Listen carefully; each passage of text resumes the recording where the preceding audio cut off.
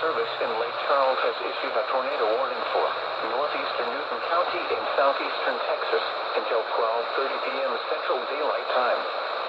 At 12:02 p.m. Central Daylight Time, a severe thunderstorm capable of producing a tornado was located over Burkeville, moving north at 30 miles per hour. Hazard: tornado. Source: radar indicated rotation. Impact: flying debris will be dangerous to those caught without shelter. Mobile homes will be damaged or destroyed. Damage to roofs, windows, and vehicles will occur. Tree damage is likely. This dangerous storm will be near Mayflower around 12:10 p.m. Central Daylight Time. Other locations impacted by this tornadic thunderstorm include Weirgate. Take cover now. Move to an interior room on the lowest floor of a sturdy building.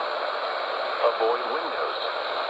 If you are outdoors, in a mobile home, or in a vehicle, move to the closest substantial shelter and protect yourself from flying debris.